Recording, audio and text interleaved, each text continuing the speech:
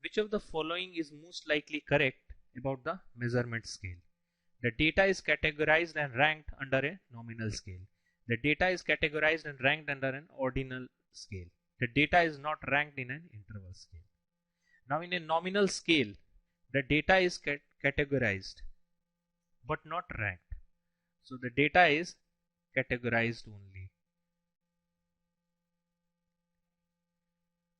Suppose in a school, the students are wearing t-shirts and on the back of those t-shirts numbers like 1, 2, 3, 4 are reflected, then that represents a measurement scale in the nominal term, because 1, 2, 3, 4 does not tell whether the students are ranked according to it or what is the difference of characteristic between a student with the number 1 with the jersey number 1 and the student with the jersey number 2. So this is an example of a measurement scale under nominal scale, in which the data is only characterized but it is not ranked. However, under the ordinal scale, the data is characterized as well as ranked. Now suppose, going back to the previous problem, if the tallest boy in the class is given a t-shirt with the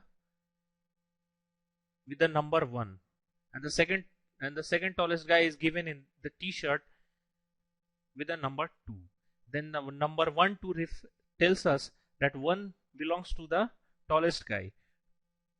The t-shirt with the number 2 belongs to the second tallest guy, and hence this is an example of ordinal scale where the data is both characterized as well as ranked. And the data ranking also takes place in an interval scale. For example, in a thermometer, suppose we have 10 degrees centigrade, 15 degrees centigrade and 20 degree centigrade. So in this case, we know that 20 degrees centigrade is greater than 15 degrees centigrade is greater than 10 degree centigrade. So this is an example. So the meter readings or the readings on a thermometer is an example of an interval scale. So the data is ranked in an interval scale. Hence the correct option is option B.